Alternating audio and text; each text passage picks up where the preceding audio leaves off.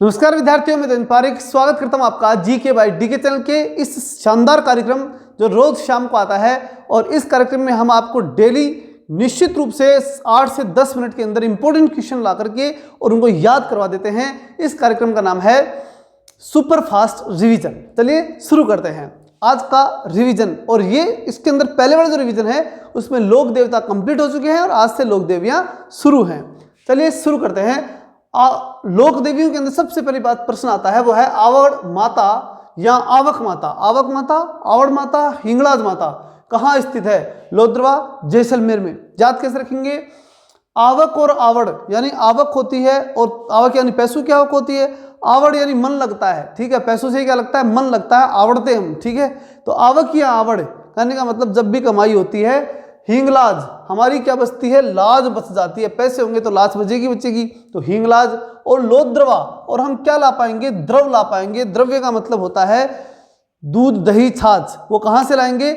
आवक से ही ला पाएंगे। इसलिए आवड़, आवक माता, हिंगलाज माता, और फिर वो सब कहाँ स्थित है? लोद्रवा में स्थित है। लोद्रवा कहाँ पड़ता है? जैसलमेर में, ठीक है। शुरुआती हम 4 देवियां पढ़ रहे हैं और जैसलमेर की ही पढ़ रहे हैं। दूसरा प्रश्न आता है अश्रुपूर्णा बरबड़ी आशापुरी माता बिस्सी जाति की कुलदेवी पोकरण जैसलमेर के अंदर जो स्थित हैं। अब इनको हम देखें तो अश्रुपूर्णा बरबड़ी, बड़ी बड़ी आंसू, बड़े बड़े आंसू। तो बरबड़ी अश्रुपूर्णा लेकर के जो है बड़े बड़े आंसू लेकर के, और हम कहाँ गए?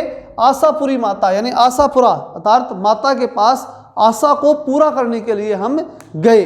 और जैसे ही हमारी आंखों से वो अश्रु पड़े तो 20 पोकरण, 20 पोकर, पोकर जानते हो ना, तालाब, 20 पोकर तालाब जो है वो भर गए।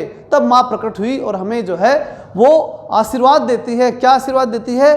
कि मेरे 2 मेले भरेंगे, एक तो कौन से? भादवे में और एक माघ में, ठीक है। उस समय 10वीं को तू आना और तेरी सारी मनोकामनाएं पूरी हो जाएंगी। ध्यान रखना, जब अश्रु पूरित हो रहे हैं अर्थात अश्रु निकल रहे हैं तो 20 पोकरण और 10, 20 और फिर क्या? 10, 10वीं को उनको जाना है। ये 2 शब्द याद रखना, फिर ये सही हो जाएगा।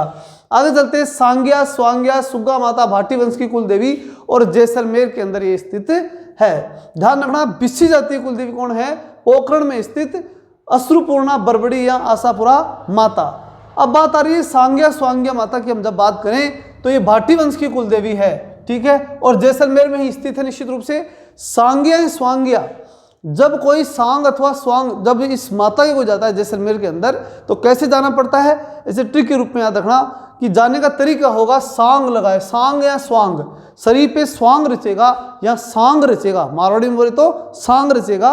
और फिर सुग्गा माता और भाटी वंश अर्थात वहां जाने के बाद एक भाटा उठाएगा, पत्थर उठाएगा, भाटी यानी भाटा, भाटा में पत्थर उठाया और उसको क्या करेगा? सुग्गा अर्थात सूंघेगा, ठीक है। और सूंघने के बाद में उस पत्थर को अपने साथ ले आएगा, जब माता के दर्शन करने के बाद आएगा। ये सब ध्यान रखना। क्या बताया मैंने? सांग अथवा स्वांग निकालना है, ठीक। और जैसे ही माता के पास पहुंचोगे जैसलमेर में तो पत्थर उठाना है, मतलब भाटी, और क्या करना है? उस पत्थर को सूंघना है और अपने साथ लेकर के आना है। इससे क्या याद हुआ? इससे याद हुआ सांग्या स्वांग्या माता या सुग्गा माता भाटी वंश की जो कुलदेवी है, जैसलमेर के भाटी वंश की कुलदेवी, वो जैसलमेर में ही स्थित है। इसको बोलेंगे सांग्या स्वांग्या माता। फिर आता है रुमालू वाली देवी, भाटी सासू की और सेना के जवानों की इष्ट देवी। ध्यान रखना, यह है इष्ट देवी। अभी पढ़ा था अपन ने कुल देवी। कुल देवी तो कौन है? भाटियों की सांग्या स्वांग्या माता है, सुग्गा माता, ये तो क्या है? उनकी कुल देवी।